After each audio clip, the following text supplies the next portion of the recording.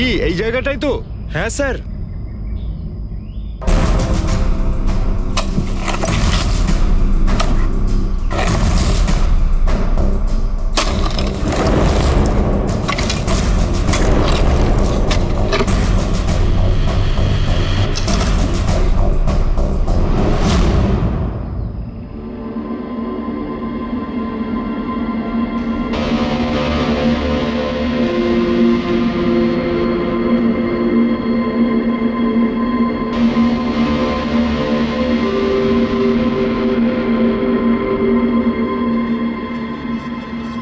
নিখোঁজ লোকেদের মধ্যে একজনকে অ্যাসিড ঢেলে পুরো পুড়িয়ে দেওয়া হয়েছিল।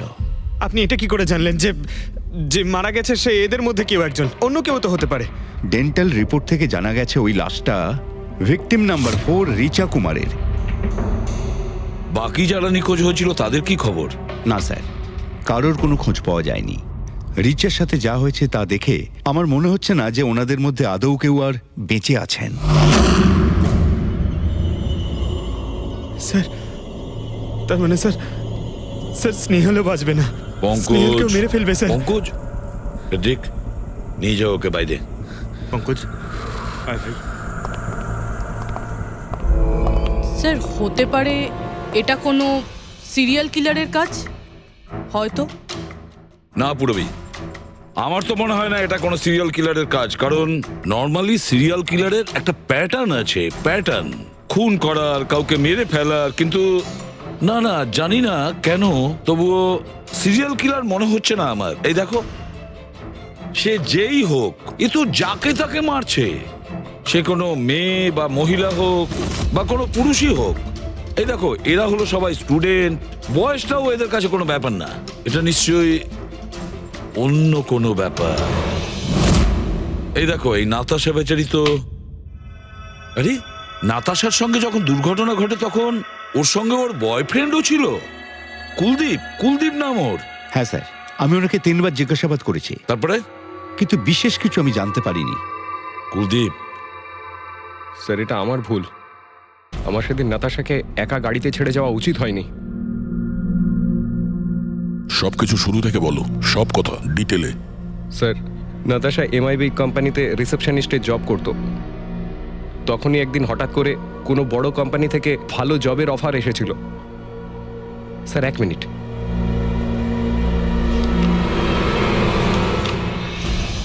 স্যার, আগের চাকরিতে নাতাশার স্যালারি কত ছিল? স্যার 20,000 টাকা। আর এই চাকরিতে 1 লক্ষ টাকা স্যালারি দেওয়া হচ্ছে। তোমার খুব অদ্ভুত মনে হয়নি যে হঠাৎ কেউ এত বড় চাকরি কেন দেবে? স্যার অদ্ভুত তো লেগেছিল স্যার, কিন্তু আমরা তখন ভেবেছিলাম যে এটাই হয়তো ভাগ্যের খেলা। আর আমি আমার গাড়ি নিয়ে নাতাশাকে ইন্টারভিউতে পৌঁছে দিতে চলে গেলাম। এ কোন পথে চলেছি আমরা দুজনে একসাথে গাড়িতে। আরে থামো থামো কুলদীপ, আমি তোমাকে কতবার বলেছি বলো তো, তুমি গান গেও না। আসলে তুমি বড্ড বেসুরে গাও। ওরে বাবা, আমি গান গাইছি না, আমি এটা জিজ্ঞেস করছি যে আমরা এটা কোথায় এলাম। এই রাস্তা তো আগে কোনোদিন দেখিনি আমি। তুমি শুধু জিপিএস ফলো করো, নিজের বুদ্ধি খাটাতে যেও না। আরে বাবা, মনে হচ্ছে আমরা ভুল রাস্তায় ঢুকে পড়েছি। এক কাজ করি, আমি বরং ইউটার্ন নিই, আর যে রাস্তা চিনি সেই রাস্তা দিয়েই যাই। ওকে। আরে ও মাই গড, আবার কি হলো? মনে হচ্ছে পাংচার হয়ে গেছে।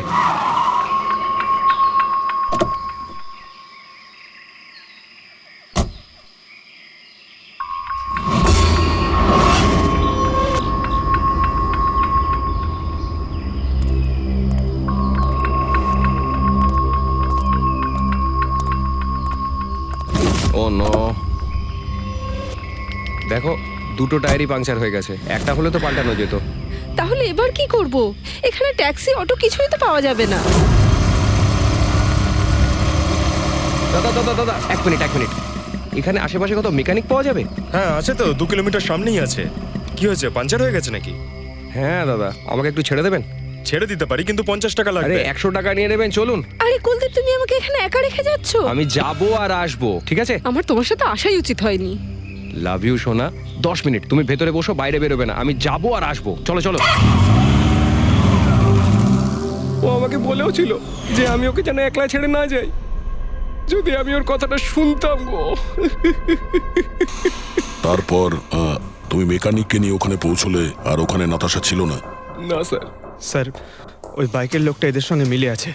হতে পারে। তুমি ওই বাইকওয়ালাকে দেখেছো? কিছু মনে আছে? না স্যার, ও তো হেলমেট পরেছিল। আচ্ছা ওই বাইকের নাম্বার মনে আছে? না স্যার, সেই সময় আমার নাতাশাকে ইন্টারভিউ পৌঁছে দেবার তাড়া ছিল, তাই খেয়াল করিনি। আচ্ছা, এই নাতাশা কোনো ডায়েরি টায়েরি কিছু লিখতো? আমি বলতে চাইছি যে সারাদিন কি করেছে, কিংবা মিটিং শিডিউলস। ডায়েরি তো নেই, কিন্তু হ্যাঁ ল্যাপটপ আছে, যাতে ও নিজের জরুরি বিষয়গুলো লিখে রাখতো। দেখান। একটু খোলো এটাকে। পাসওয়ার্ড 20/04/1987। এটা নাতাশা? আগে হ্যাঁ স্যার। এই দুর্ঘটনা ঘটেছিল 6 মার্চ। দেখো তো দুর্ঘটনার আগেও কোথায় গেছিল। ওর শিডিউলটা চেক করো।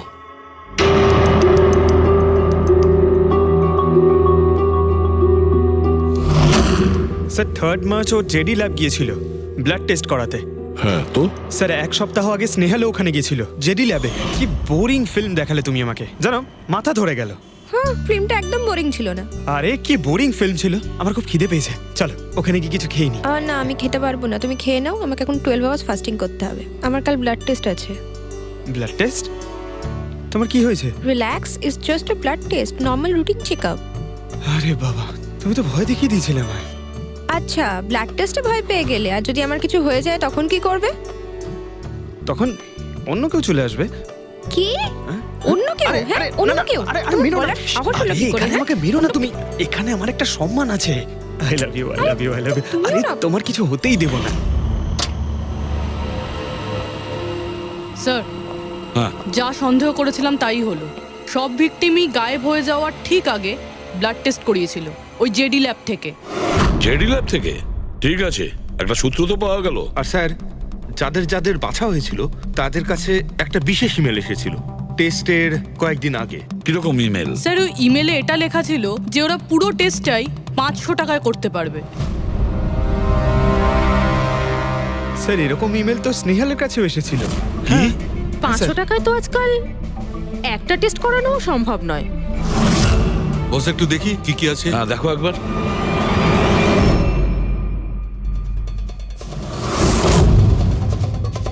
আরে এটা তো একটা বিশাল লম্বা টেস্টের লিস্ট দেখছি।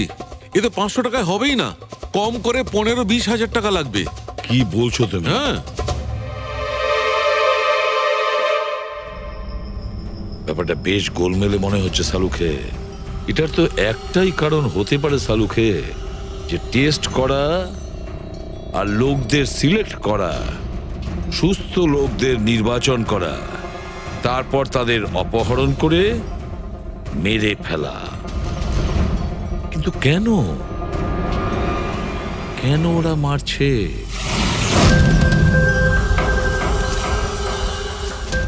স্যার, আপনাদের নিশ্চয়ই কোনো ভুল হচ্ছে। 500 টাকাতে এতগুলো রিপোর্ট করা সম্ভবই নয়। এটা তো আমরাও বলছি। এতগুলো টেস্ট 500 টাকা কি করে হয়? এই ল্যাব এত দয়ালু কি করে হয়ে গেল যে এত কম টাকায় এতগুলো টেস্ট করছে? স্যার, আমরা এরকম কোনো মেল পাঠাইনি। আচ্ছা, ওসব ছাড়ো। ঠিকঠাক বলবে নাকি আরো কিছু পদ্ধতি অবলম্বন করতে হবে আমাদের? 1 মিনিট স্যার, আপনি এভাবে মিথ্যে অভিযোগ দিয়ে আমাদের ভয় দেখাতে পারেন না। আপনি যাদের নাম বলছেন তারা তো আমাদের ল্যাবে আসেইনি। এই দেখুন, এটা হলো আমরা আমাদের জানি যে রেকর্ডস। ওরা এখানে আসেনি। ওদের বাড়ির লোক বলেছে যে এই ল্যাব থেকে হোম টেকনিশিয়ান গিয়েছিল ওদের বাড়িতে ব্লাড স্যাম্পল নেওয়ার জন্য। ডাকো সবাইকে। এই লিস্টটা দেখে বলুন আপনাদের মধ্যে কে এদের বাড়িতে গিয়েছিল ব্লাড স্যাম্পল নিতে।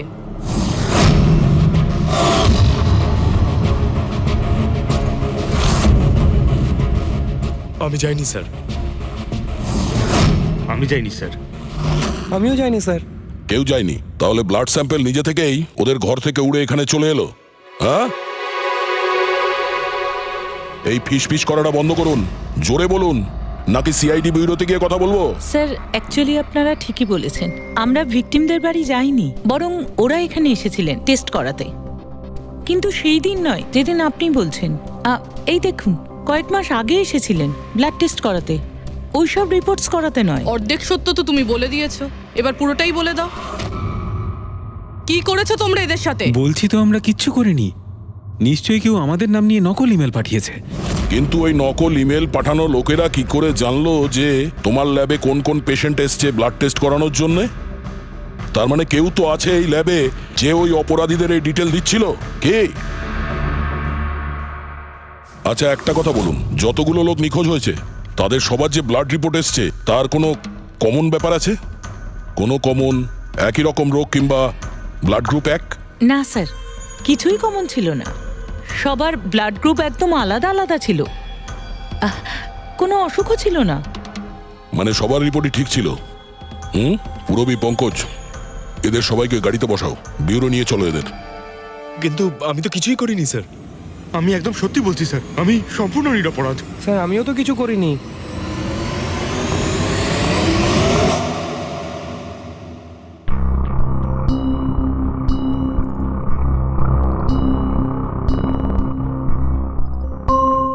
না স্যার, এদের মধ্যে কেউই তো সেদিন আমাদের বাড়িতে ব্লাড নিতে আসেনি। আপনি ঠিক দেখেছিলেন? হ্যাঁ, আপনি পুরো নিশ্চিত যে এদের মধ্যে কেউ ছিল না? না স্যার, কেননা ওই লোকটা টুপি পরেছিল। স্যার স্যার জেডি ল্যাবের বাকি এমপ্লয়ীদের ডিটেলস বের করেছি, যাদের উপর আমাদের সন্দেহ আছে। আচ্ছা, তারা কারা? একজন নয় স্যার, এরকম 4 জন লোক আছে যাদের উপর ভালো মতো সন্দেহ করা যেতে পারে। আচ্ছা, স্যার সবার আগে সন্তোষ। এর স্ত্রী 8 মাস ধরে হসপিটালে রয়েছে, আর চিকিৎসা করার জন্য এর কাছে কোনো টাকাও ছিল না। জানি না হঠাৎ করে এর কি লটারি লেগে গেল যে যে সব টাকা পয়সা মিটিয়ে নিজের স্ত্রীর চিকিৎসা করিয়ে নিল। আচ্ছা। আর স্যার দ্বিতীয় ব্যক্তি হলো যতীন। 8 মাস আগে জেডি ল্যাবে ও এই চাকরিটা পেয়েছিল, আর এই সমস্ত ঘটনা শুরু হয় 7 মাস আগে। মানে এই চাকরিতে জয়েন করার পর থেকেই এই সমস্ত ঘটনাগুলো শুরু হয়। বাকি দুজন? স্যার সিদ্ধেশ আর মালিনী। এদের স্যালারি ওই 18 আর 20,000, কিন্তু তারপরেও এরা বিগত 6 মাসে 2 বার ফরেন ট্রিপ করে ফেলেছে। আচ্ছা, সন্তোষ, যতীন, সিদ্ধেশ আর মালিনী। মনে হয় আবার জেডি ল্যাব যেতে হবে। হ্যাঁ, আমি গেছিলাম ইউরোপে ছুটি কাটাতে, কিন্তু ওই টাকাটা কোনো অসৎ পথে আসেনি। আমার কাকা আমার জন্য 25 লাখ টাকা রেখে গেছেন ওনার উইলে। আর মালিনী দেবী, আপনি ইউরোপ ঘুরে এলেন, তা আপনার জন্য কেউ সম্পত্তি কিছু রেখে গেছিল নাকি? না স্যার, আসলে আমি সিদ্ধেশের সাথেই গিয়েছিলাম। সিদ্ধেশের সঙ্গে? অ্যাকচুয়ালি মালিনী আর আমি একে অপরকে ভীষণ ভালোবাসি। ও, লাভ স্টোরি। হ্যাঁ, আমি আমার ওয়াইফের চিকিৎসা করিয়েছিলাম, কিন্তু কোনো খারাপ কাজ করে নয়, ওর গয়না বিক্রি করে। আর তাছাড়া আমার বাড়িটাও বন্ধক দেওয়া রয়েছে। যদি আপনারা পেপারস দেখতে চান তাহলে সেটাও দেখাতে পারি আমি। হ্যাঁ স্যার, সন্তোষ তো সারাদিন ধরে অফিসেই থাকে। এ কখন যাবে কারোর ব্লাড স্যাম্পল নিতে? আর যতীন? যতীন তো খুব কমই অফিসে আসে, তখনই আসে যখন কোনো জরুরি কাজ থাকে। আচ্ছা, তার মানে এই আমাদের লোক হতে পারে। এই যতীনকে কোথায় পাবো?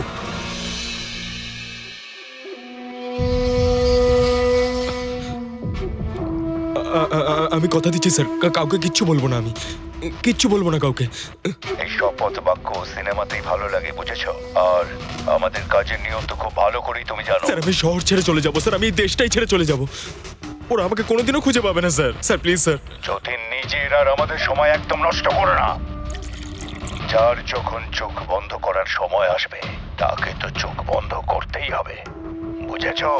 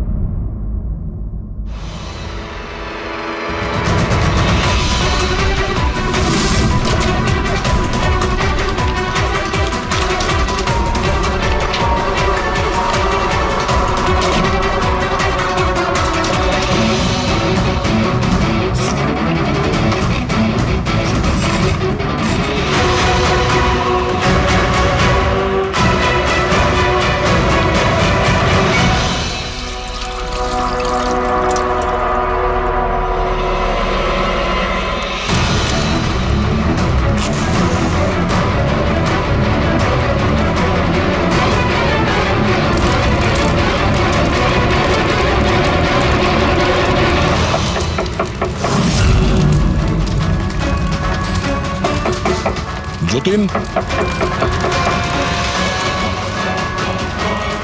স্যার ধোঁয়া বেরোচ্ছে স্যার। স্যার স্যার ভেতরে কিছু পুড়ছে স্যার। যতীন, যতীন, ও নো, যতীন, ও নো, যতীন, কি হয়েছে? তুমি ঠিক আছো? কে করেছে এরকম? কার জন্য কাজ করো তুমি, বলো? ওই চোখটা সব কিছু দেখতে পায়, সবাইকে দেখতে পায়।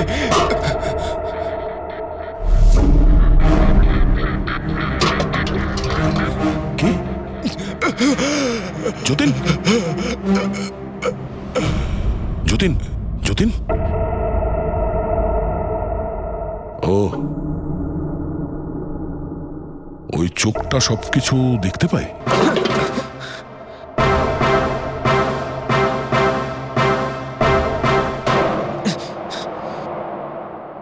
স্যার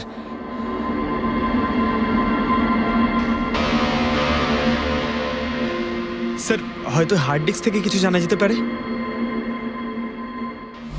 বস, মেক্রি ডেনথোনিং নামের বিষের জন্য এ মারা গেছে। মেক্রিডেন্থোনিন? আরে এটা তো সেই বিষটা না যেটা কারো শরীরে প্রবেশ করার মাত্র 5 মিনিটের মধ্যে লোকটা মারা যায়? হ্যাঁ স্যার, খুবই মারাত্মক বিষ। আর এই বিষটা খুবই গোপনভাবে লুকিয়ে রাখা হয়েছিল এর এই আংটিটার মধ্যে। বস, এইটাতে, এই আংটিতে লুকিয়ে রাখা হয়েছিল। এই দেখো,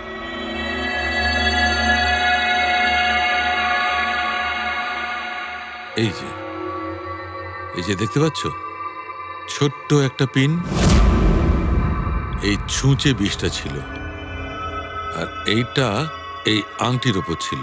আর বস, এই আংটিটার ওপরটাকে যদি এভাবে ঘোরানো হয় তখন এই পিনটা বাইরে বেরিয়ে আসে এইভাবে। আর যখনই এই সূঁচটা ওর আঙুলে ফুটে যায়, সঙ্গে সঙ্গেই বিষটা ওর সারা শরীরে ছড়িয়ে যায়।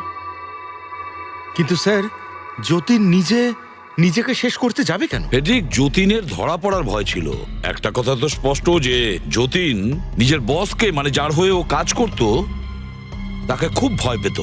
এত ভয় পেত যে যখন ও জানতে পারে আমরা ওকে ধরতে যাচ্ছি তখন ও সুইসাইড করলো, যাতে ওর সাহায্যে আমরা ওর বসের কাছে পৌঁছতে না পারি। বুঝলে, এই কেসটা শুধু কিডন্যাপিং আর সিরিয়াল কিলিং এর নয়, এটা অনেক বড় চক্রান্ত, খুব বিপজ্জনক বড় একটা চক্রান্ত। এর পেছনে একটা কোনো বড় গ্যাং ইনভলভ, খুব বড় গ্যাং। সেই গ্যাং যার সিম্বল হলো চোখ। স্যার, হ্যাঁ স্যার ল্যাপটপে কিছুই পেলাম না, সব ফাইল নিজেই ডিলিট হয়ে গিয়েছে অটো ডিলিটেশনের জন্য। আর হার্ড ডিস্ক? স্যার হার্ড ডিস্কও ড্যামেজ হয়ে গেছিল, কিন্তু একটা লিস্ট আমরা রিকভার করেছি। হ্যাঁ স্যার।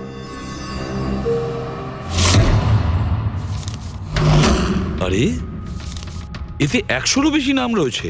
স্যার স্নেহালের সঙ্গে আরো যারা উধাও হয়েছিল সবার নাম এই লিস্টে আছে, কিন্তু স্যার কারোর তো কোনো রোগ নেই। নিশ্চয়ই এই লিস্ট যতীন ওই জেডি ল্যাব থেকে চুরি করে ওর বসকে দিয়ে দিয়েছে। কিন্তু কে হতে পারে এই লিস্টের মধ্যে যার মৃত্যুর নাম্বার এসে গেছে? কে হতে পারে?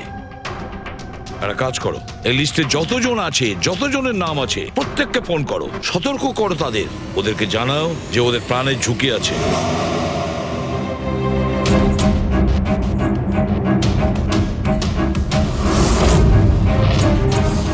কি? আরে না, আমি আর কি মারছি না, আমি সত্যি সিআইডি থেকে বলছি। আপনার প্রাণ সংশয় আছে, সেই জন্যই বলছি। যতক্ষণ আমরা না বলবো আপনি প্লিজ বাড়ি থেকে বাইরে বেরোবেন না। কি চাকরির ইন্টারভিউ? যেও না আলিশা। কিন্তু আমি তো এক্ষুনি বেরোবো। না, বাড়ি থেকে তুমি বেরিও না। Alisha, Alisha, hello hello hello Alisha. কি হয়েছে ফেডরিক? ফেডরিক, কি হয়েছে? স্যার, আলিশা নামের একটি মেয়ের চাকরির জন্য একটা ইন্টারভিউ কল এসেছিল, এখন ওর ফোনটা বন্ধ পাচ্ছি স্যার।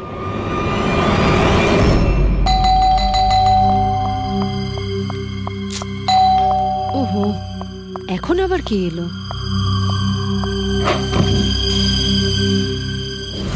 আলিশা? হ্যাঁ, আপনারা? সিআইডি। মাই গড, মানে আমি যে মডেলিং এর অফারটা পেয়েছি সেটা ভুয়ো? ওই লোকগুলো আমাকে কিডন্যাপ করতে চায়? হ্যাঁ, কিন্তু এখন আর ঘাবড়ানোর কোনো প্রয়োজন নেই। আলিশা এখন ইন্টারভিউর জন্য যাবেও, আর ওর কিছু হবেও না। না স্যার, আমি ইন্টারভিউ দিতে যাব না স্যার, আমার খুব ভয় করছে। তুমি যাবে না, অন্য কেউ যাবে, আলিশা সেজে।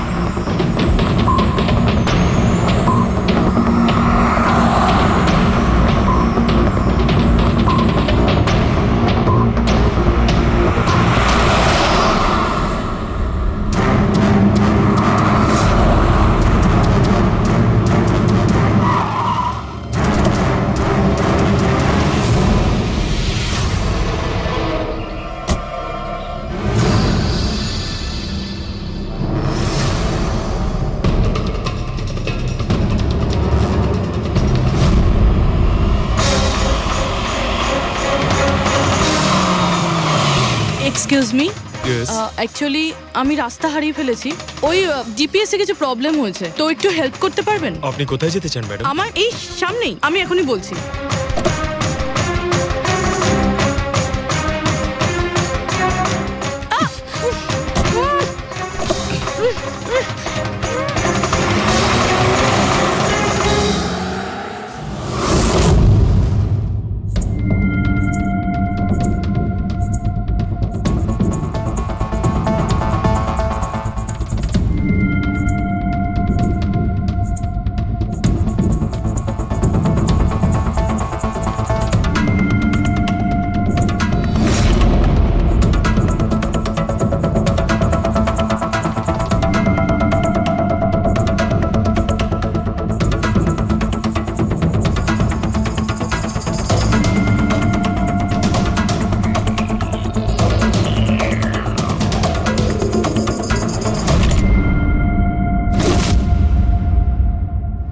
এসব কি করেছিস তুই?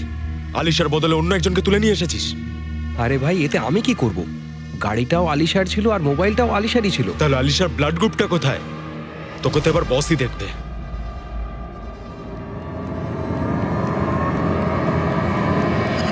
হ্যালো বিউটিফুল, হ্যালো বিউটিফুল, আমাকে খুঁজছিলে নাকি? নাও, এসে গেছি আমি তোমার কাছে। হ্যাঁ, চলো। ছাড়, ছাড় আমাকে।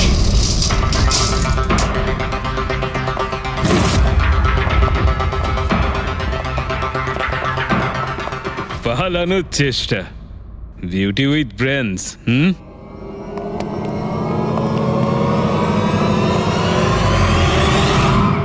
কি হলো? তোমরা কি মাছি দাঁড়াচ্ছিলে নাকি? ভাগ্যিস আমি সময় মতো এসে গেছিলাম। তল্লাশি নাও এর ভালো করে।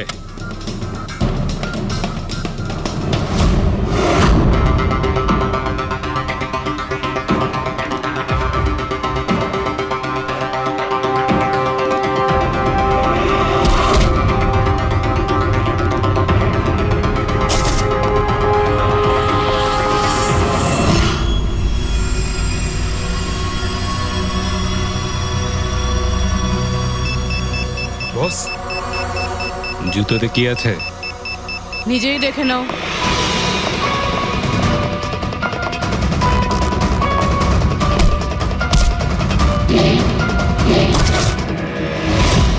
পা থেকে খোলো।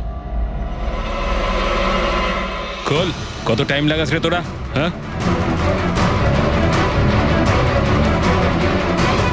এই কি হয়েছে ভাই? Tracking device.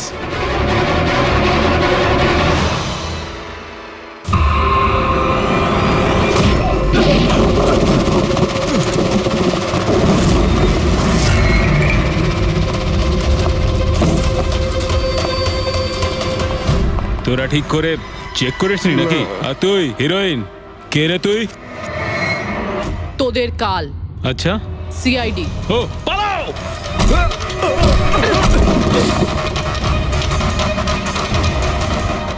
পুরবি, স্যার স্যার ওইদিকে পালিয়েছে।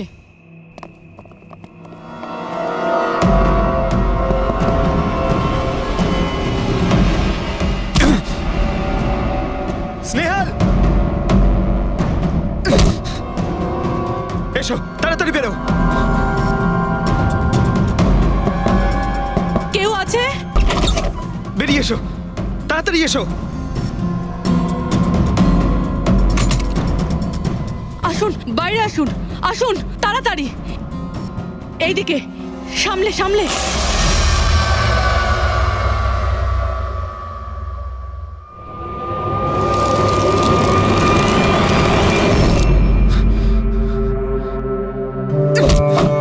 স্নেহাল, পঙ্কজ, তুমি ঠিক আছো তো? ভেবেছিলাম আমি আর এখান থেকে কোনোদিন বেরোতে পারবো না। তুমি যেখানেই থাকতে আমি তোমায় ঠিক খুঁজে বার করতাম। তুমি আমাকে এত ভালোবাসো? আরে তোমাকে খুঁজতে গিয়ে আমার 10 কিলো ওজন কমে গেছে, পাগল। চলো চলো, তাড়াতাড়ি চলো।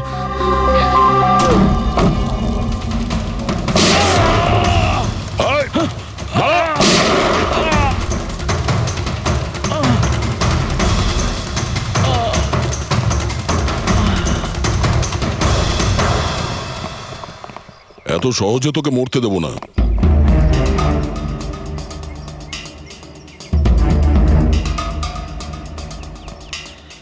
বল, এখানে কি হচ্ছিল? কার কথা এসব কাজ করছিলি তুই? আমরা যাদের জন্য কাজ করি না, তোমরা ওদের ব্যাপারে কিচ্ছু জানতে পারবে না।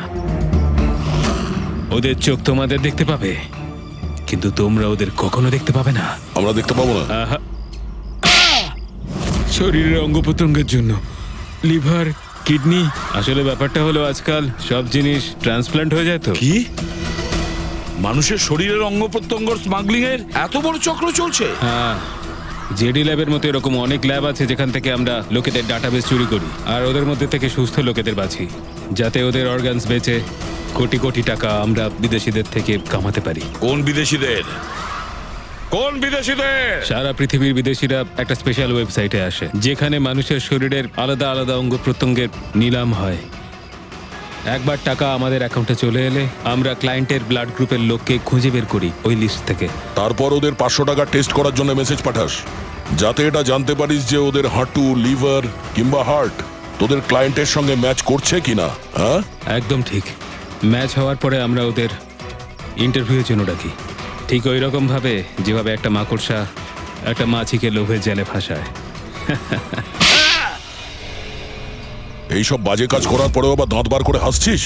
নিজের কাজের জন্য একটুও লজ্জা বা অনুতাপ হচ্ছে না তোর? হাসি তো আমার তোমাদেরকে দেখে পাচ্ছে সিআইডি। আমাকে ধরে তোমাদের কি মনে হচ্ছে তোমরা বিরাট বড় তীর মেরে দিয়েছো? আমাদের মতো কোনো অর্গান গ্যাংকে ধরা মানে হলো ঠিক যেন সমুদ্র থেকে এক মগ জল তোলা। আচ্ছা, আগে এটা বল, আগে বল তোর বাবাকে।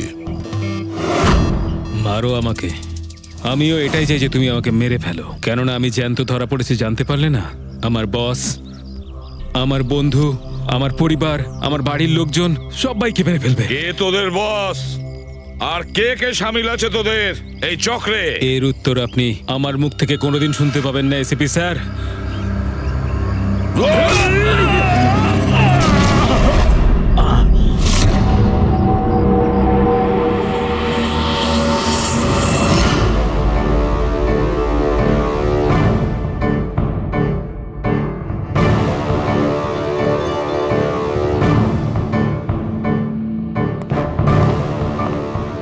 বস, একটা খারাপ খবর আছে।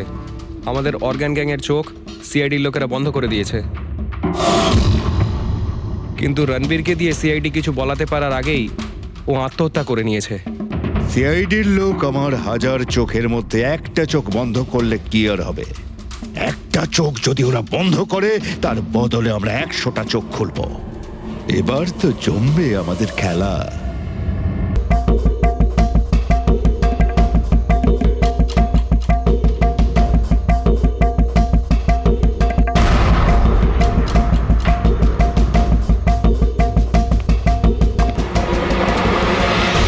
আপনারা কিছু পেয়েছেন?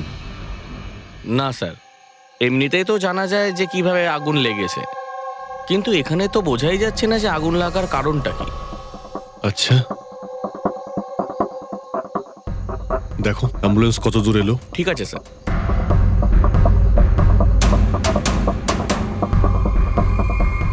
খুব বাজেভাবে ঝলসে গেছে। অদ্ভুত ব্যাপার, জানতেই পারা যাচ্ছে না যে আগুনটা কি করে লাগলো।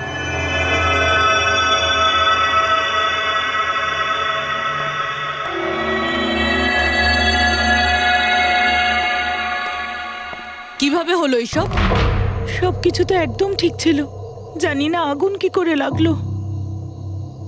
এতজন মানুষের অভিশাপ তো লাগবেই, তাই না? এই কি বললে তুমি? আমি জানতে পেরেছিলাম স্যার যে দিলীপ স্যার কোনো কোর্টের কেসে ফেঁসে গেছিলেন। খুব বড়সড় কেস ছিল স্যার, কিন্তু কিছুদিন আগে ছাড়াও পেয়ে গেছিলেন। অনেকে এই নিয়ে রেগেও ছিলেন। আচ্ছা, এই ঘটনার সুযোগ নিয়ে কেউ ওকে মেরে দেয়নি তো? না, কোর্টে উনি নির্দোষ প্রমাণিত হয়েছিলেন, উনি কিচ্ছু করেননি। কি কেস ছিল? 9 বছর আগে জামাইবাবু থিয়েটারে আগুন লেগে গিয়েছিল, যার জন্য বেশ কয়েকজন মারাও গিয়েছিল, আর সমস্ত দোষ জামাইবাবুর ঘাড়ে চাপলো। এমনি এমনি কি করে আগুন লাগতে পারে? এটা নিশ্চয়ই কারোর প্ল্যানিং। কাউকে সন্দেহ হচ্ছে আপনাদের? এটা কে করতে পারে? যে কেউ করতে পারে, অনিতাও করতে পারে।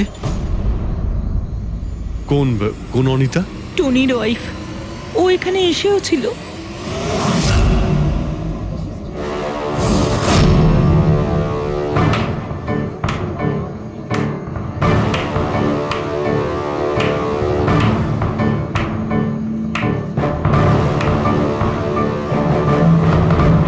অনিতা? অন্য লোকের ঘর ভেঙে দিয়ে নিজের পরিবারের সঙ্গে এখানে ফুর্তি করা হচ্ছে। ভেরি গুড, ভেরি গুড, বাহ। কিন্তু একটা কথা মনে রেখো, ওই লোকগুলোর মতো তোমরাও ছটফট করে মরবে। সিকিউরিটি, এই চুপ, একদম চেঁচাবি না। বের করো একে বাইরে, বের করো। চলুন ম্যাম, বাইরে চলুন। আউট। মনে হচ্ছে তোদের কি পরিণতি হবে তা নিয়ে কোনো মাথা ব্যথা নেই। তোদের খারাপ সময় শুরু হয়ে গেছে, মনে রাখিস। তুই আমার টনির সাথে যা করেছিস না, মনে রাখিস এরপরে তুই আর বেশি দিন বাঁচবি না, শুনেছিস? তুই এই নিয়ে যাবে কে? তুই আর বাঁচবি না, নরকে যাবি তুই। আর তাকে দেখছো কি? নিয়ে যাবে কে? তোকে নরক যন্ত্রণা ভোগ করতে হবে, ছটফট করে মরবি তুই, মনে রাখিস। আরে যা।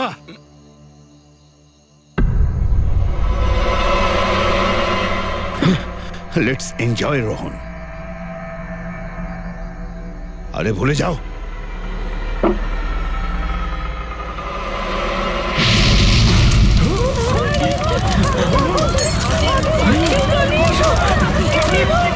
দিলীপ আর রোহনকে যে কেসে ভাসানো হয়েছিল, সেই কেসেই কোর্ট টনিকে শাস্তি দিয়েছিল। আচ্ছা, কে জানতো যে আপনারা এখানে এই রেস্টুরেন্টে আসবেন? জানি না স্যার। আচ্ছা, দিলীপ বাবু আসার আগে এই চেয়ারের আশেপাশে কাউকে দেখেছিলেন? কোনো অচেনা কাউকে? না স্যার, কাউকেই দেখিনি স্যার। এই টেবিলটাকে রিজার্ভ করেছিল? দিলীপবাবু ফোন করেছিলেন, বলেছিলেন যে আমাদের জন্য টেবিল রিজার্ভ করে রাখো। সবসময় এখানেই বসতেন, এই টেবিল, এই চেয়ারেই। রেগুলার কাস্টমার ছিলেন আমাদের। কারোর আগে থেকে জানা ছিল যে দিলীপ এখানে এই চেয়ারে বসবে? স্যার, চেয়ারের আশেপাশে তো এমন কোনো জিনিস নেই যা দিয়ে আগুন লাগতে পারে। এ তো অদ্ভুত ধরনের মিস্ট্রি। CCTV camera.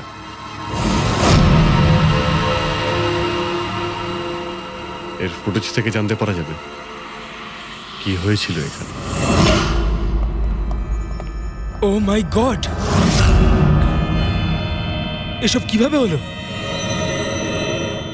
কে করতে পারে এসব? ওই করেছে যে দিলীপকে খুন করেছে প্রমাণ লোপাটের জন্য। আর যে কেউ কিভাবে এই মনিটর রুমে চলে এলো? তোমার সিকিউরিটি কোথায়? স্যার, এই রুমে সিকিউরিটির কোনো প্রয়োজনই হয় না। এর আগে এরকম কখনোই হয়নি স্যার। স্যার, স্যার আমার মনে হয় না সিসিটিভি ফুটেজ ডিলিট করার মতো সময়ের কাছে ছিল। ও শুধু ভাঙচুর করেছে। যদি আমরা কোনো এক্সপার্টকে ডাকি স্যার, তাহলে সে হয়তো হার্ড ডিস্ক থেকে রিকভার করতে পারবে।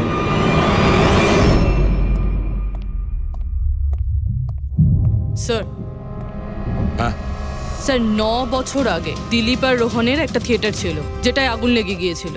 এক্সিট এন্ট্রির দরজা বন্ধ থাকার কারণে 12 জন লোক আগুনে পুড়ে মারা যায়।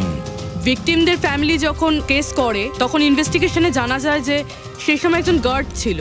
হ্যাঁ টনি। হ্যাঁ স্যার। স্যার কোর্টে এটা প্রমাণ হয়ে গিয়েছিল যে টনি অনেক মদ খেয়েছিল আর মদের নেশা সে এতটাই চুর ছিল যে ইমার্জেন্সি এক্সিটের দরজাও খুলতে পারেনি। হ্যাঁ কিন্তু এই টনির স্ত্রী অনিতা এটা মানতে রাজিই নয় যে ভুলটা টনি করেছিল।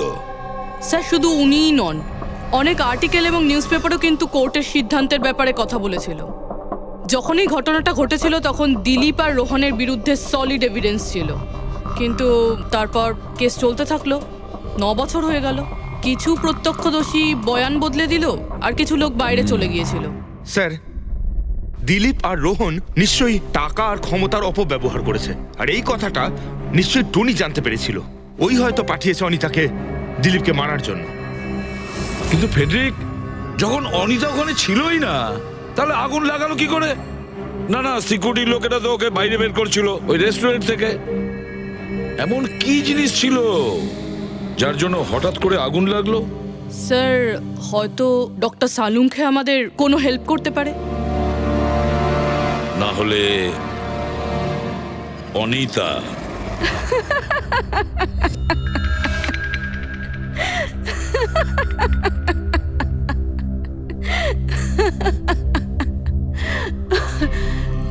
আপনারা তো অবাক হচ্ছেন কেন? আমার হাসি দেখে নাকি দিলীপের মৃত্যুর জন্য? দিলীপের মারা যাওয়াতে এত আনন্দ কিসের? আচ্ছা, আমি খুশি হব না তো আর কে হবে বলুন তো? কালকে রাত্রে রেস্টুরেন্টের থেকে বেরোনোর পর তুমি কোথায় গিয়েছিলে?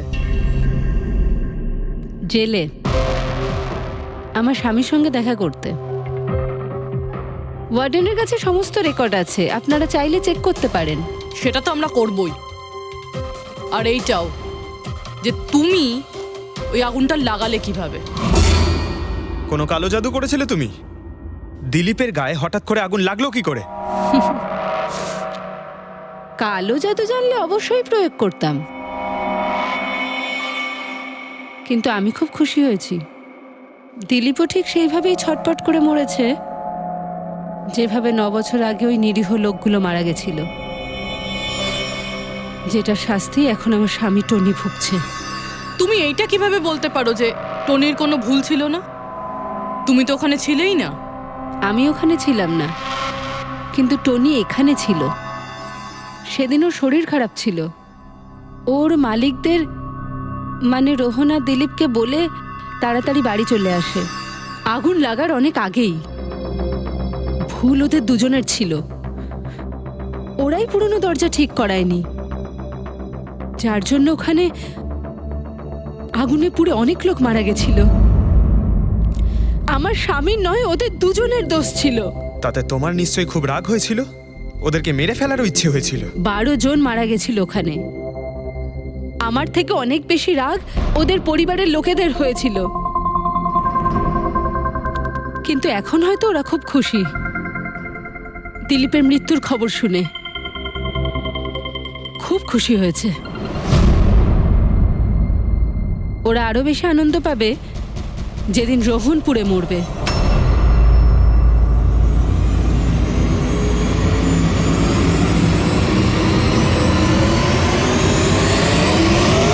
স্যার 42 জন আছে, ওই 12 জন ভিকটিমের কাছের আত্মীয় আর ফ্যামিলির লোকেরা মিলে। সাসপেক্ট বেশি আর সময় কম। স্যার, এই 42 জন লোকের মধ্যে সবার আগে সেই সমস্ত লোকেদের নাম সরিয়ে দিতে হবে যারা কালকে দিলীপের মৃত্যুর সময় শহরে ছিল না। স্যার 9 বছর হয়ে গেছে এই ব্যাপারটার।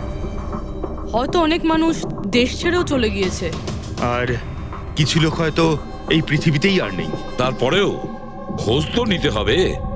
দেখো কজন শহরে ছিল যখন দিলীপের মৃত্যু হয়।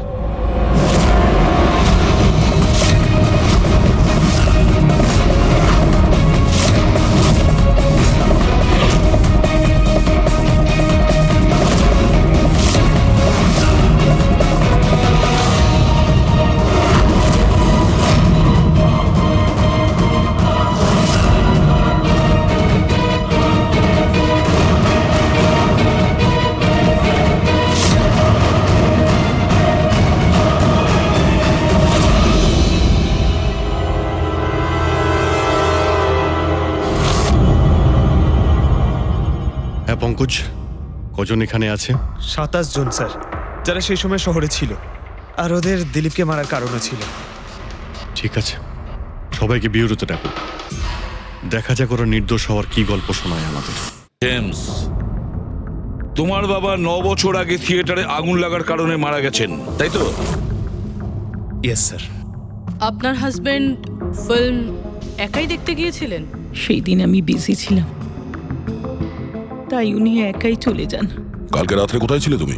স্যার আমি আমার বন্ধুদের সঙ্গে ছিলাম। স্যার আমি পাসপোর্ট অফিসে গেছিলাম। ওই দুজনকে আমি এমনি এমনি ছেড়ে দেব না।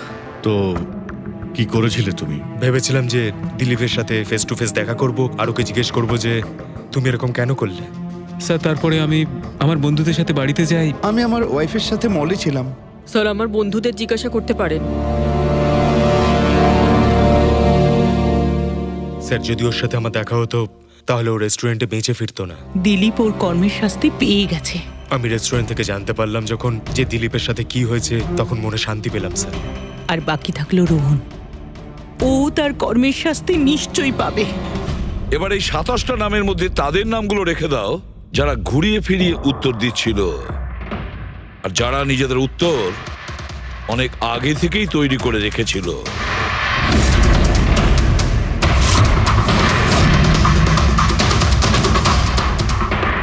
স্যার এবার 15 জন রইল। এবার এই 15 জনকে ওই দিনের ব্যাপারে জিজ্ঞাসা করতে হবে যখন 9 বছর আগে থিয়েটারে আগুন লেগেছিল। দেখা যাক কে সব থেকে বেশি রেগে যায় আর কে মুখ ঘুরিয়ে নেয়। স্যার আমার ভাই মাধ্যমিক পাশ করেছিল। ও বলেছিল বন্ধুদের পার্টি দিতে চায়, সিনেমা দেখাতে চায়, টাকা দাও। স্যার আমি সেই জন্য ওকে টাকাও দিয়েছিলাম। হয়তো ওই টাকাটা আমার ওকে দেওয়া একেবারেই উচিত হয়নি স্যার। যে এই কাজটা করে থাকুক খুব ভালো করেছে। আজকে আমি খুশি, আজ আমি খুব খুশি। কুমারবাবু, আপনি ইউনিভার্সিটিতে ফিজিক্সের প্রফেসর, তাই তো? Yes sir, head of the department physics. কিন্তু আমার নিজের ছেলেরই পড়াশোনায় কোনো ইন্টারেস্টই ছিল না। অনেক বকেছি আমি ওকে, কিন্তু তাতে কোনো রকম কোনো লাভই হয়নি। 1 নম্বরের বদমাইশ হয়ে উঠেছিল। সেদিনও কলেজ বাঙ্ক করে বন্ধুদের সাথে সিনেমা দেখতে চলে গিয়েছিল। আর স্যার তারপর ও আর কোনোদিন বাড়ি ফিরে আসেনি। হিমেশ, রাইট? তুমি কন্ট্রাক্টর না? হ্যাঁ স্যার। হিমেশ, 9 বছর আগে তুমি তোমার স্ত্রীর সঙ্গে সিনেমা দেখতে গিয়েছিল ওই সিনেমা হলে? আমাদের নতুন নতুন বিয়ে হয়েছিল, স্যালোনির সাথে সিনেমা দেখতে গিয়েছিলাম। ওর খুব খিদে পেয়েছিল, আমি সিঙ্গাড়া আনতে বাইরে গেছিলাম। আমি আমি ওখানে ফিরে গিয়ে দেখলাম ওখানকার দরজা লক হয়ে গেছে, আর ভেতর থেকে লোকেদের চিৎকার চেঁচামেচি শোনা যাচ্ছিল, আর আর খুব ধোঁয়া বেরোচ্ছিল ওখান থেকে। আমি স্যার দরজা খোলার অনেক চেষ্টা করেছিলাম, আমি খুব চেষ্টা করেছিলাম। আমি পাগলের মতো দরজায় ধাক্কা দিতে থাকি। সালোনি সালোনি সালোনি বলে আমি চিৎকার করতে থাকি,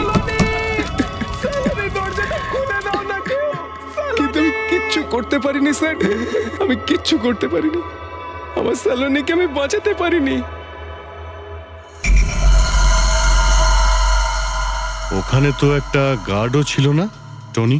ও কি দরজা খোলেনি? ছিল না স্যার।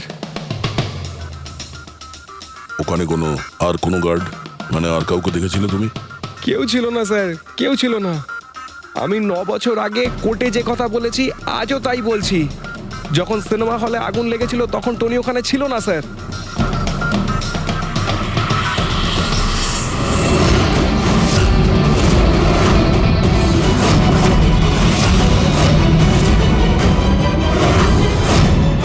স্যার, এই হলো আমাদের 15 জন সাসপেক্ট যারা দিলীপকে খুন করতে পারে। স্যার পুলিশ বলছিল যে ফায়ারম্যানরাও বলতে পারেনি যে আগুনের এক্স্যাক্ট সোর্সটা কোথায় ছিল। ওরা তো দেখা মাত্রই জানতে পেরে যায়, তাই না? জানতে পেরে যায়, যে ওখানে এমন কি জিনিস ছিল যাতে আগুন ছড়িয়ে পড়ে, কিন্তু ওরা জানতে পারেনি।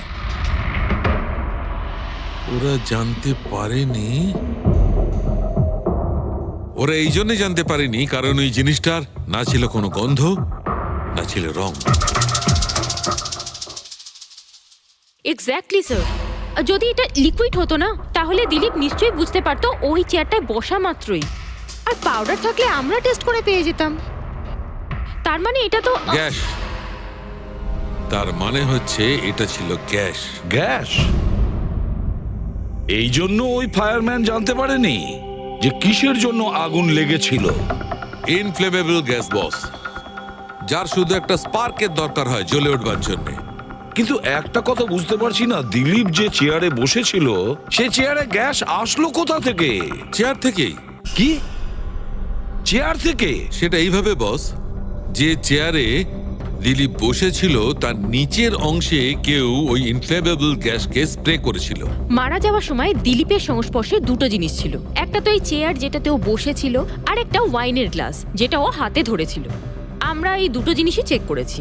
তো এই চেয়ারটার থেকে আমরা ইনফ্লেমেবল গ্যাসের কিছু ট্রেসেস পেয়েছি। বস, আমাদের আশেপাশের পরিবেশে সর্বদা জ্বলনশীল পদার্থ ঘুরে বেড়ায়, যেটা কখনো কখনো স্পন্টেনিয়াসলি জ্বলে যায়। যেমন হচ্ছে মাস গ্যাস, একটা ন্যাচারাল বায়োগ্যাস, আর জ্বলনশীল গ্যাস এর মেইন কম্পোনেন্ট। তার মানে ইনফ্লেমেবল গ্যাস যে কোনো সময় হাওয়াতে এমনি এমনি জ্বলে উঠতে পারে? না ফ্রেডি, নিজে নিজে নয়। যখন পরিবেশটা খুব বেশি উত্তপ্ত হয়ে ওঠে আর সেটা পরিবেশের অক্সিজেনের সঙ্গে মিশে যায়, তখন একটা সুপার হাই টেম্পারেচার উৎপন্ন হয়, যার কারণে এই আগুন লেগে যায়। কিন্তু ডক্টর সালুখে, ওখানে তো এরকম কোনো হাই টেম্পারেচারের মতো কিছু ছিলই না। এক্স্যাক্টলি, এমন কোনো ডাইরেক্ট সোর্স ছিলই না যাতে তাপ উৎপন্ন হতে পারে। বস, এই জন্যে আমার মনে হচ্ছে খুনি কোনো এক্সট্রা ডিভাইস ব্যবহার করেছিল এই এত বেশি টেম্পারেচার উৎপন্ন করার জন্য। আর এই চেয়ারটা তো রেডিই ছিল, এর তো শুধু একটা স্পার্কের দরকার ছিল। কিন্তু স্যার, এভাবে কেউ হিট কিভাবে উৎপন্ন করবে? হ্যাঁ, করা যেতে পারে তো। যেমন উদাহরণস্বরূপ ম্যাগনিফাইং গ্লাস। ম্যাগনিফাইং গ্লাস দিয়ে সূর্যের রশ্মিকে বিশেষভাবে ফোকাস করে আমরা ছেলেবেলায় কাগজ পড়াতাম।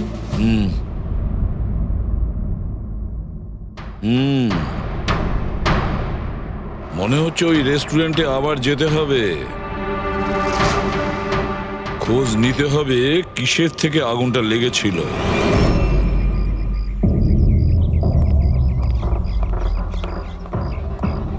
সব জায়গায় দেখে ফেলেছি স্যার, কিন্তু এমন কিচ্ছু খুঁজে পেলাম না যাতে আগুন লাগতে পারে। আর এটা ওপেন এয়ার রেস্টুরেন্ট। যখন খুনি দিলীপের চেয়ারের নিচে ওই ইনফ্লেমেবল গ্যাস স্প্রে করেছিল, কেউ তো দেখেছিল। সেটাই তো, চেয়ারে হঠাৎই আগুন লেগে যায় আর দিলীপ পুড়ে মারা যায়।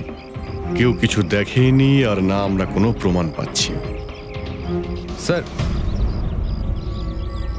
ওই data expert CCTV footage recover করে ফেলেছে, আপনারা দেখতে পারেন স্যার। গুড। দয়া, তুমি গিয়ে দেখো, ততক্ষণ আমি এখানে দেখছি কিছু পাওয়া যায় কিনা। স্যার, দিলীপ আর ওর ফ্যামিলি আসার 15 মিনিট আগের ফুটেজ এটা।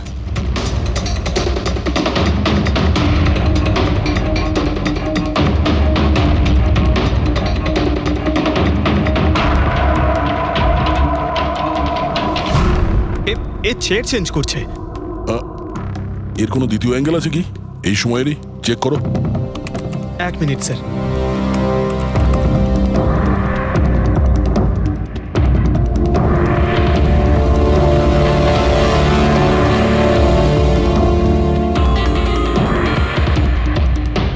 ও চেয়ারটার সঙ্গে কি করছে? গ্যাস স্প্রে করছে নাকি? হ্যাঁ, ও নিজের চেয়ারে গ্যাস স্প্রে করলো, আর ও নিজের চেয়ারের সঙ্গে ওই চেয়ারটা বদলে দিল যেটায় দিলীপ বসতো।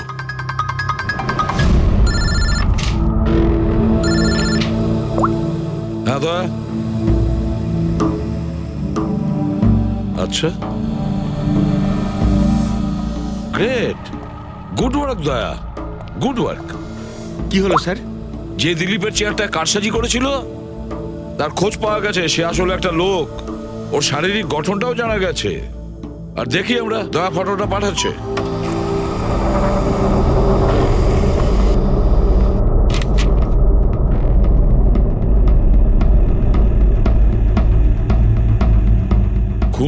বাকি লোকগুলোর মধ্যেই কেউ একজন,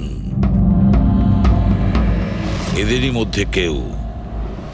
আর এবার এর পরের শিকার রোহান।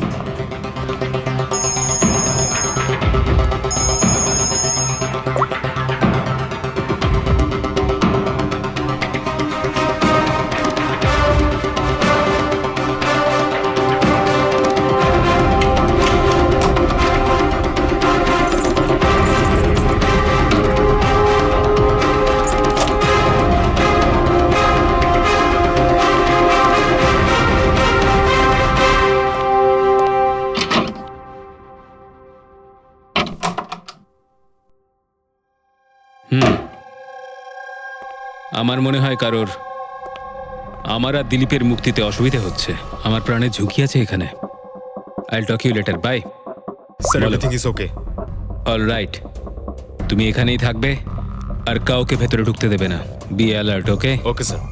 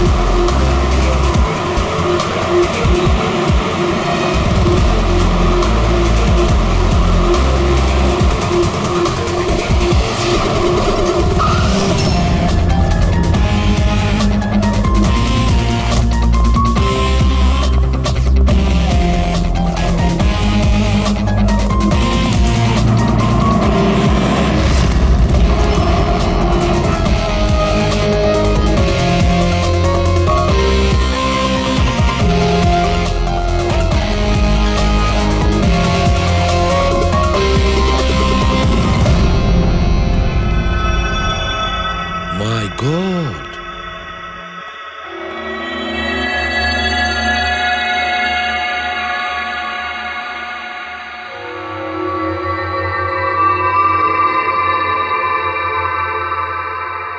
কি হয়েছিল এখানে আর কিভাবে?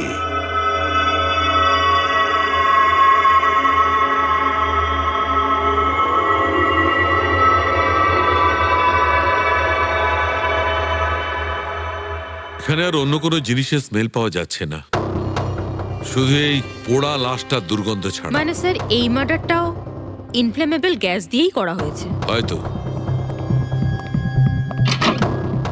এসব হলো কিভাবে? হ্যাঁ স্যার, আসলে আমি রোহন স্যারের বডিগার্ড। আচ্ছা, তাহলে আপনারা কোথায় ছিলেন যখন এসব হলো? স্যার, রোহন স্যার আমাকে বাইরে পাহারা দিতে বলেছিলেন। তার কিছুক্ষণ পরেই আমি ওনার চিৎকার শুনতে পেয়ে ওনার রুমের দিকে দৌড়ে আসি আর দেখি দরজার চারদিক থেকে ধোঁয়া বেরোচ্ছিল। আমি অন্য চাবি দিয়ে দরজা খুলে ভিতরে যাওয়ার পর দেখলাম যে স্যার ততক্ষণে রোহন স্যার পুড়ে গেছেন। আপনারাও কেউ কিছু জানেন না? অদ্ভুত ব্যাপার, রুমের মধ্যে কোনো সূত্র পাচ্ছি না, শর্ট সার্কিট হয়নি, পর্দাটা ভেতর থেকে বন্ধ, এই উইন্ডোজটা পার্মানেন্টলি ক্লোজড, কেউ বাইরে থেকে ভেতরেও আসতে পারবে না, আর বাইরে থেকে ভেতরে কোনো ভিউও নেই, কেউ দেখতেও পাবে না। তাহলে লোকটা মরলো কিভাবে? এটার থেকে আগুন লেগেছে বস।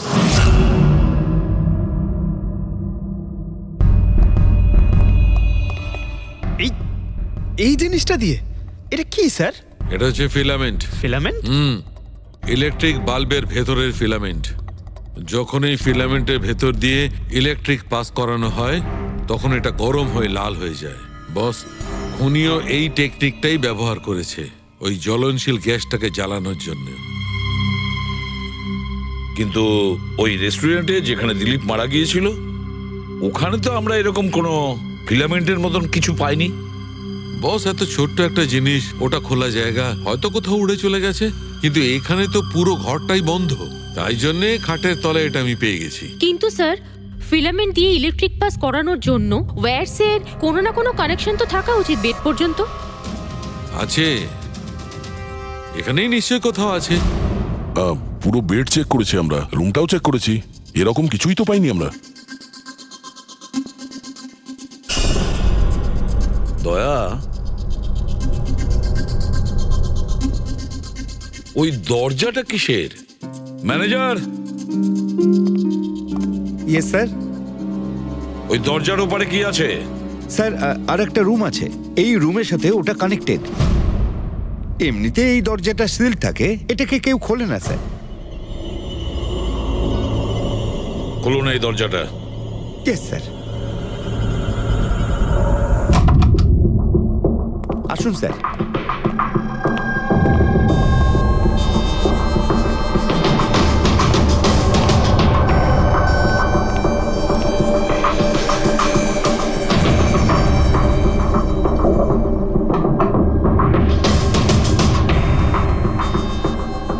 আচ্ছা ম্যানেজার বাবু, কার রুম এটা? কে থাকে এই রুমটাতে? কোনো একজন গেস্ট স্যার, ডিটেলস চেক করতে হবে। দেখুন। Okay sir.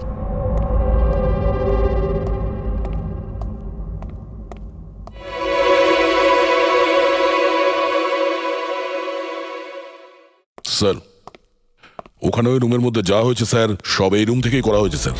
কিন্তু যদি কারেন্ট এই রুম থেকে পাস করা হয়ে থাকে তাহলে এখান থেকে বেড পর্যন্ত কোনো না কোনো ওয়্যার তো থাকা উচিত। আর যদি থেকে থাকে তাহলে রোহন নিশ্চয়ই সেটা দেখতে পেয়েছে। হ্যাঁ, হয়তো ওর বডিগার্ডও দেখে থাকবে। ডাকো তো ওর বডিগার্ডকে। আপনি এদিকে আসুন।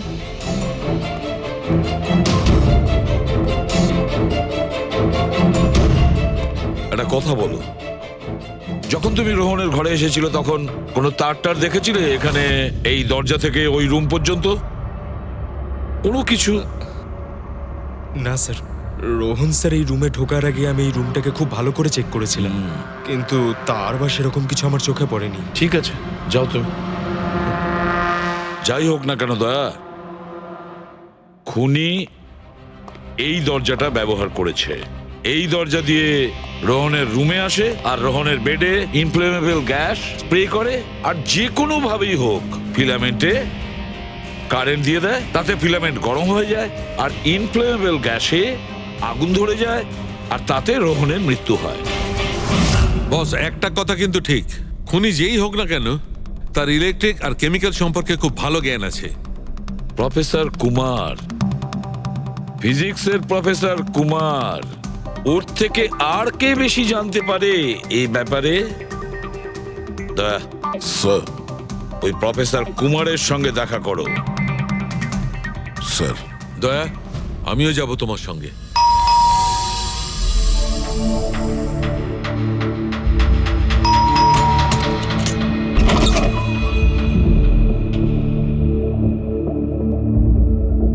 প্রফেসর কুমার আছেন বাড়িতে? হ্যাঁ আছেন, কিন্তু আপনারা? সিআইডি। সিআইডি? সব ঠিক আছে তো স্যার? হ্যাঁ, ওনাকে কিছু জিজ্ঞাসা করার আছে। কোথায় উনি? বাইরে বাচ্চাদের পড়াচ্ছেন, আমি ডেকে আনছি। ঠিক আছে ঠিক আছে, আমরা দেখছি।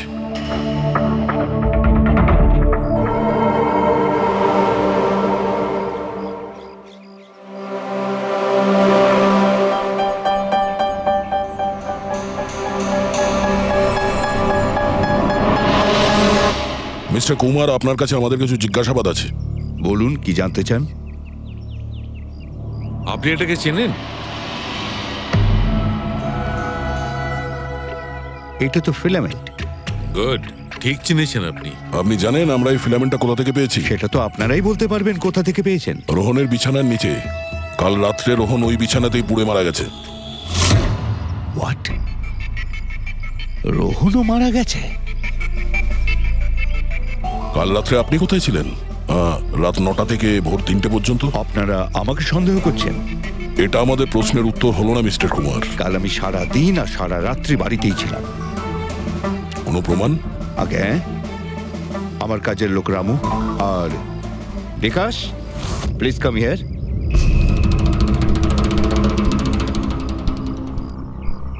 Yes sir. এনাদের বলো যে কাল কোথায় ছিলাম। স্যার আমাদের সবার এক্সট্রা ক্লাস নিচ্ছিলেন এই বাড়িতেই। কটা থেকে কটা পর্যন্ত? স্যার সন্ধ্যা 6টা থেকে ভোর 5:30 পর্যন্ত। সামনেই আমাদের এক্সাম, তাই আমরাই স্যারকে রিকোয়েস্ট করেছিলাম এক্সট্রা ক্লাস করানোর জন্য। ঠিক আছে স্যার, তুমি যাও বাবা। স্যার, আমার আরো 5 জন স্টুডেন্টস আছে যারা কাল সকাল 9টা থেকে 5:30 পর্যন্ত আমার কাছে ছিল। বলেন তো ওদেরও ডাকি? ঠিক আছে, এবার আমি যেতে পারি স্টুডেন্টদের পড়াতে? Please please. Thank you.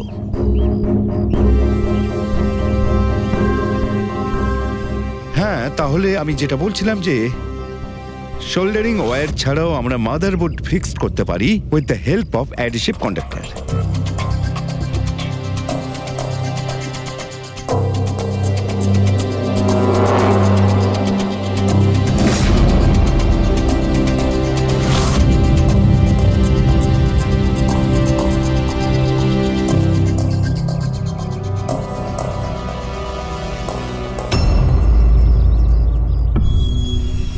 My god, my god! আরে ভাই, কি ব্যাপারটা? কি?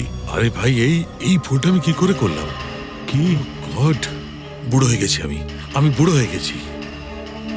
দয়া একটা কাজ করবে, 1 ঘন্টা পরে ফরেন্সিক ল্যাবে দেখা করো। একটা জিনিস দেখাবো।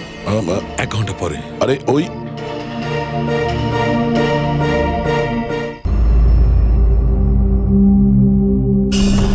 হ্যাঁ বস, একটা কাজ করো, এই সুইচটা দিয়ে ওই বাল্বগুলোকে জ্বালাও। এই সুইচ দিয়ে? এই সুইচ দিয়ে? হ্যাঁ হ্যাঁ, এই সুইচটা দিয়ে। আরে এর মধ্যে কোনো কানেকশন দেওয়া নেই, কিভাবে জ্বলবে? তুমি প্রশ্ন করো না, কখনো কখনো আমার কথাটাও মেনে নাও। কখনো কখনো।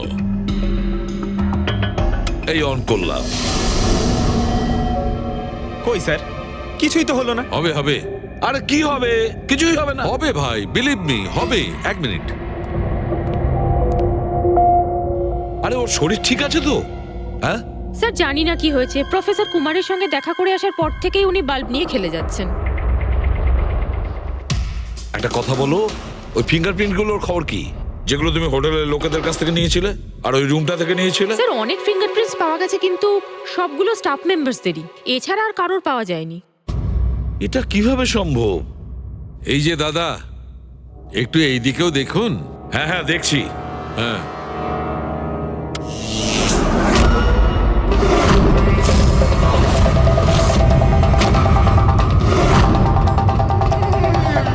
আরে স্যার, স্যার এই বাল্বগুলো জ্বললো কিভাবে?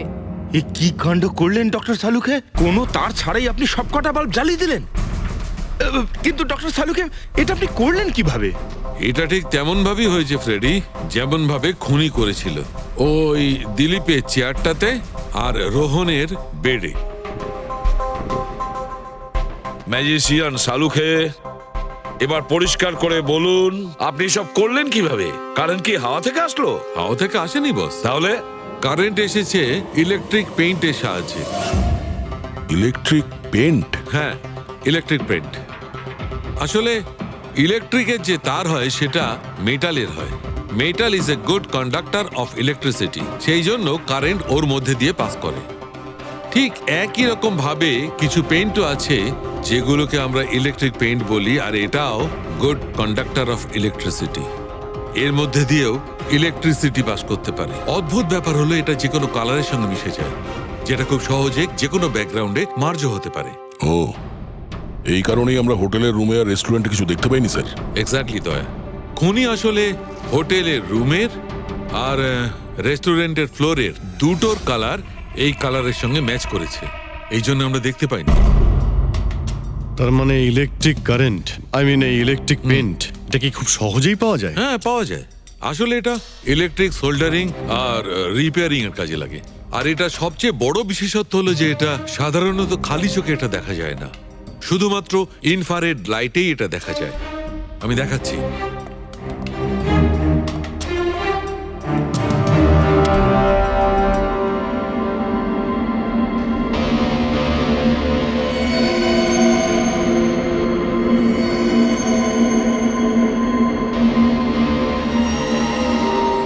দেখেছো বস? হ্যাঁ, খনিও ঠিক এইভাবেই ইলেকট্রিক পেইন্টের ব্যবহার করেছে আর এই সার্কিট তৈরি করেছে।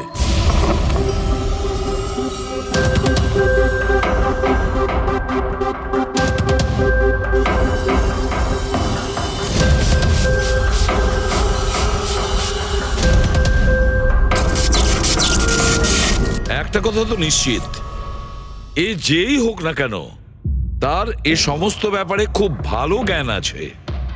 কিন্তু স্যার, এদের মধ্যে খুনি কে?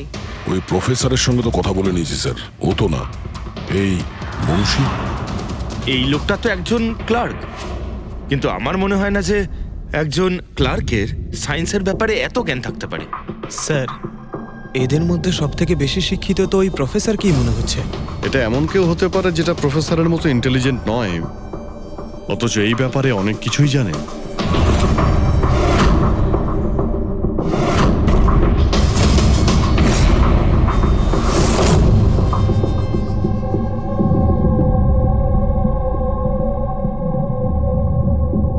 সেই লোকটা অভিজিৎ, এই লোকটাই সে।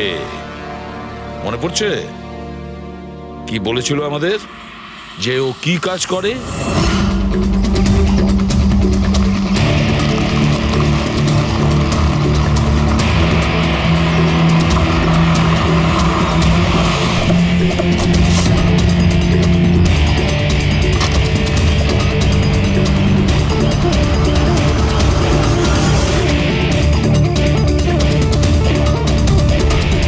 যাওয়া যাক শ্বশুর বাড়ি।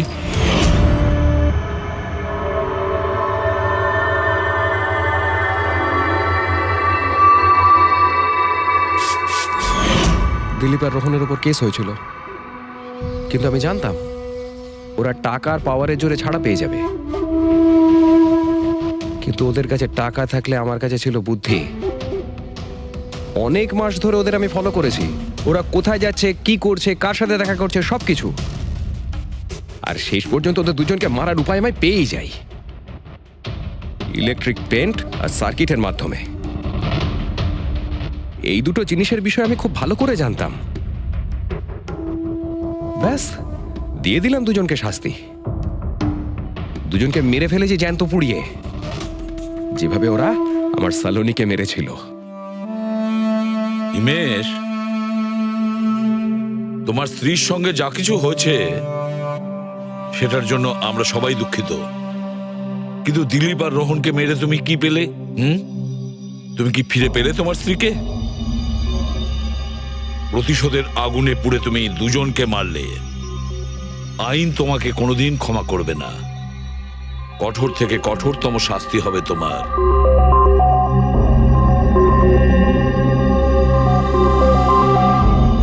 কত দূর এখান থেকে? Hello Snehal, hello sir. কি হয়েছে পঙ্কজ? স্নেহাল,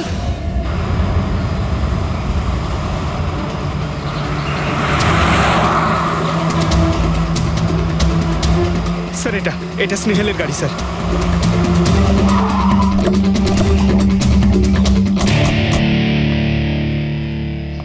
আপনারা? সিআইডি স্যার আমি ইন্সপেক্টর মহেশ, সামনে থানাতেই আমার পোস্টিং রয়েছে। কিছু জানা গেছে? তেমন কিছু জানতে পারিনি স্যার, কিন্তু গাড়ির সামনে থেকে এই ভাঙা মোবাইলটা পড়েছিল, পেয়েছি স্যার।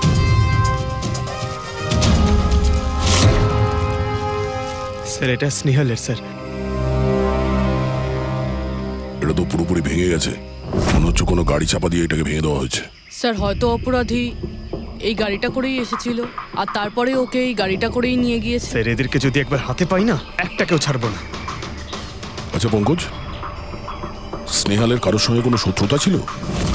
স্যার সাদা সিধে মেয়ে ছিল স্যার, ওর কারোর সঙ্গে কোনো শত্রুতা নেই। ঠিক আছে, আমরা স্নেহালকে খুব তাড়াতাড়ি খুঁজে বার করবো। এটা স্নেহালের ব্যাগ, পার্টস, এই ল্যাপটপের মতো দামি জিনিসটাও গাড়িতে। স্যার এই অপরাধটা লুটপাটের জন্য তো শুধু হয়নি। আমি একটা কথা কিছুতেই বুঝতে পারছি না, এই স্নেহাল পুনা যাচ্ছিল তো এই রাস্তায় কেন এলো? মানে এই রাস্তা তো পুনায় যায় না। জিপিএস এর জন্য স্যার, জিপিএস দেখে ওই রাস্তায় এসেছে। জিপিএস ভুল রাস্তায় নিয়ে এসছে, এটা কি করে সম্ভব? স্যার অ্যাকচুয়ালি কি হয়েছিল, জিপিএস হাইওয়েতে ট্রাফিক জ্যাম দেখিয়েছিল, সেই জন্য এই রাস্তাটা ধরেছিল। ও, তার মানে স্নেহাল খুব বড় ষড়যন্ত্রের শিকার হয়েছে। গাড়িতে কিছু পাওয়া গেল সারিকা? কিচ্ছু পাওয়া যায়নি, আর না পাওয়ার কোনো আশা আছে। কেন এরকম কেন বলছো? তুমি এই গাড়িটার থেকে কোনো অদ্ভুত স্মেল পাচ্ছ কি? হ্যাঁ, এই কেমিক্যালের মতো কোনো একটা জিনিসের গন্ধ। এক্স্যাক্টলি, এটা কেমিক্যালের গন্ধ। অপরাধী যাওয়ার আগে এই গাড়িটা ভালো করে পরিষ্কার করে গেছে জিম্বোকোলক্সি নামের কেমিক্যাল দিয়ে। এখন এই গাড়িটার থেকে না তো কোনো আঙুলের ছাপ পাওয়া যাবে আর না ডিএনএ। এই কাজটা তো কোনো প্রফেশনালের। স্যার খুনি যদি প্রফেশনাল হয় তাহলে ওকে খুঁজতে অনেক সময় লেগে যাবে স্যার। পঙ্কজ, তোমাকে কিছুক্ষণের জন্য ভুলতে হবে যে স্নেহাল তোমার বন্ধু, একজন সিআইডি অফিসারের মতো ভাবো। Right sir. স্নেহালের মম ড্যাড, আন্টি। বাবা পঙ্কজ, কিছু জানতে পারলে? আন্টি আপনি চিন্তা করবেন না স্যার, আমি আমাদের পুরো টিম রয়েছে, স্নেহালকে খুঁজে বার করব। সকাল সকালও বাড়ি থেকে বেরোনোর সময় খুব খুশি ছিল, জব ইন্টারভিউয়ের জন্য যাচ্ছিল তো।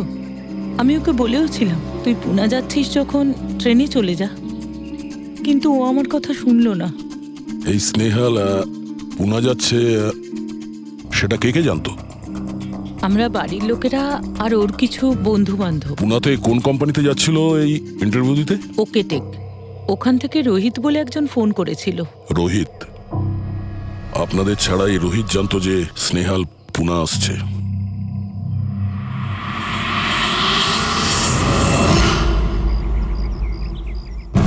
এই ইনফরমেশনটা পেয়ে গেলে স্যার আমরা অনেকটা এগিয়ে যাব।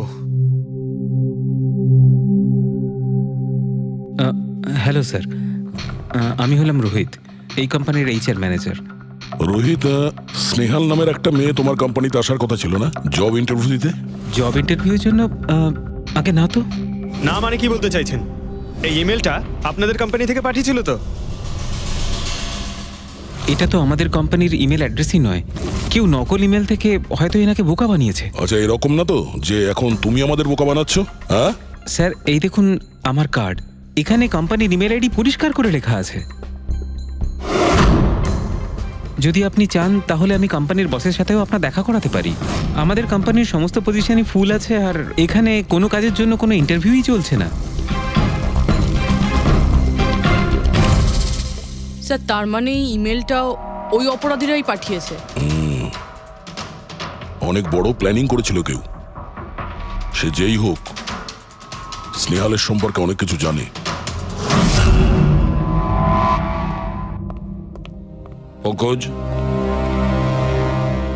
একটু ঠান্ডা মাথায় ভেবে তারপরে বলো, স্নেহালের সঙ্গে কারোর কি কোনো শত্রুতা ছিল? না স্যার। আরে একটু ভেবে চিন্তে বলো, হয়তো কখনো বলেছিল কারোর সঙ্গে ঝগড়া হয়েছিল। হ্যাঁ, মনে করো।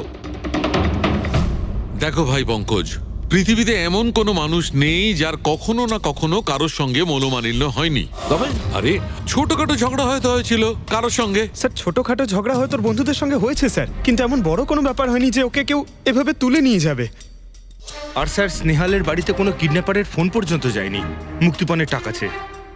স্যার ও মিডল ক্লাস ফ্যামিলি থেকে বিলং করে স্যার, আর স্যার কেউ যদি মুক্তিপণ দাবি করে ওরা দিতেও পারবে না। পঙ্কজ, তুমি বলছিলে যে জিপিএস ওকে ভুল রাস্তায় পাঠিয়েছিল, তাই তো?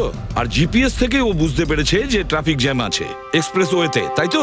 Yes sir. কিন্তু স্যার ট্রাফিক পুলিশের লোকরা তো বললেন হাইওয়েতে কোনো জ্যামই ছিল না সেদিন। সেটাই তো, তার মানে জিপিএস ওকে ভুল ইনফরমেশন দিয়েছিল। স্যার জিপিএস ভুল ইনফরমেশন কি করে দিতে পারে স্যার? আজকাল তো প্রায় সকলেই জিপিএস ব্যবহার করে। প্রবলেম জিপিএস এ নয়, প্রবলেম হলো এটা যে আজকাল যেভাবে computer, mobile phone, laptop hack হয় সেভাবে জিপিএসও হ্যাক করা যেতে পারে। হ্যাঁ, হতেই পারে। আর অপরাধীরা যেখানে এরকম প্ল্যান করতে পারে তখন জিপিএস হ্যাক করা ওদের কাছে কোনো ব্যাপারই না। স্যার স্যার বিগত 5-6 মাসে এরকম আরো অনেক লোক আছে যারা স্নেহালের মতনই গায়েব হয়ে গেছে। এদেরও গাড়ি থেকে কিডন্যাপ করা হয়েছে, আর সেই কেমিক্যালও ছেটানো হয়েছিল ওই গাড়িগুলোর মধ্যে যাতে প্রমাণ লোপাট করা যায়। ও মাই গড, কি হয়েছে স্যার? এখনো পর্যন্ত এদের খুঁজেই পাওয়া যায়নি।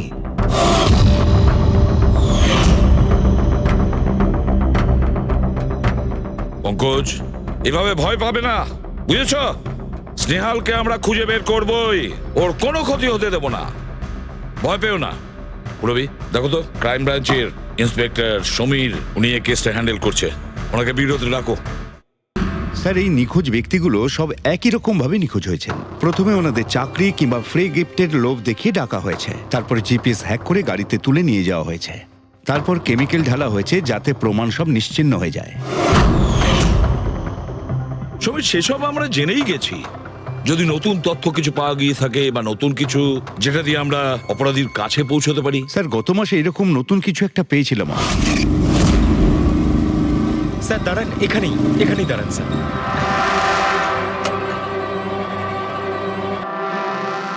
কোথায় আছে? ওই যে স্যার, ওই গাছটার নিচে।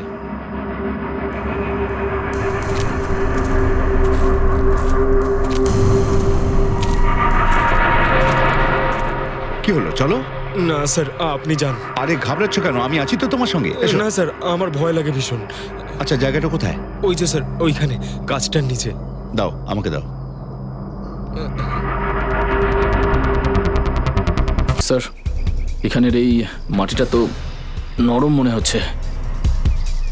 এখানে লাশ দেখতে পাচ্ছি, আর এই মাটিটাও হয়তো এর মধ্যে কোনো একটা কাজ করো, জায়গাটা খোঁড়ো। Yes sir.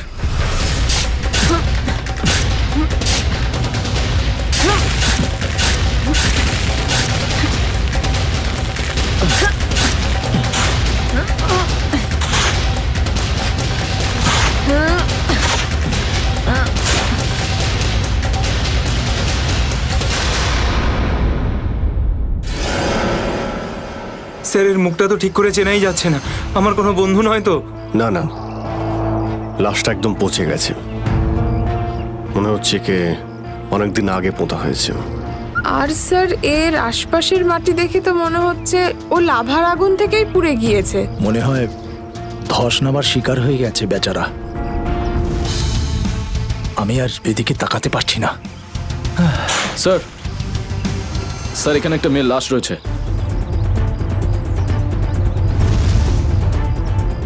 মাই গড, দুটো লাশের অবস্থা একই রকম। মনে হচ্ছে দুজনকে একসাথে আর একই সময় মারা হয়েছে, কিন্তু এরা ল্যান্ডস্লাইডের শিকার নয়, অপরাধের শিকার। দেখতে পাচ্ছ ওদের শরীরে আঘাতের চিহ্ন। এই এলাকায় তাহলে কি শুরু হয়েছে? আগে তো কখনো চুরি ডাকাতি পর্যন্ত হতো না, আর খুন। স্যার, এখন তো আমার বন্ধুদের জন্য চিন্তা আরও বেড়ে গেল। যদি ওদেরকেও এরকম অবস্থায় দেখতে পাই। আরে দেখো ড্যানি, তুমি সবসময় নেগেটিভ কেন ভাবছো? তোমার বন্ধুদের কিচ্ছু হবে না, আমরা আছি তো। শ্রেয়া, কোনো আইডিয়া আছে? না স্যার, কোনো আইডিয়া নেই। লাশগুলো নষ্ট হয়ে যাওয়ার আগে ফরেন্সিক ল্যাবে পাঠাতে হবে। নিখিল স্যার, হেলিকপ্টার ডাকো আর লাশগুলোকে ফরেন্সিক ল্যাবে পাঠানোর ব্যবস্থা করো। স্যার। স্যার এই দেখুন।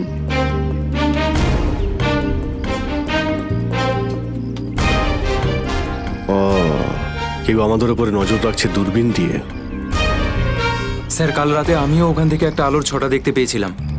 আমি ভেবেছিলাম জুই সাহায্যের জন্য ডাকছে। কিছু হচ্ছে ওখানে, ওখানে গিয়ে দেখতে হবে।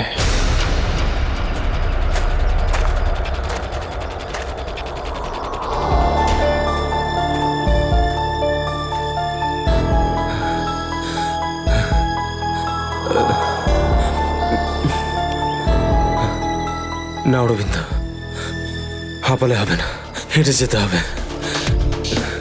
জুইয়ের জন্য হেঁটে যেতে হবে। Come on.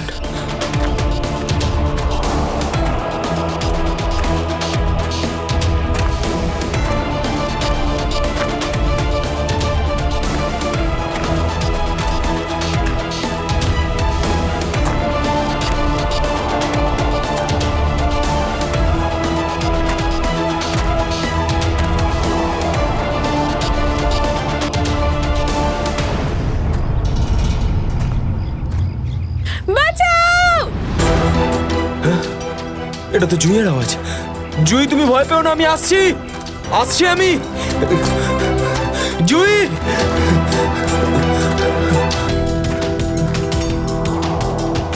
এদিক থেকেই তো আওয়াজটা আসছিল, কোথায় গেল?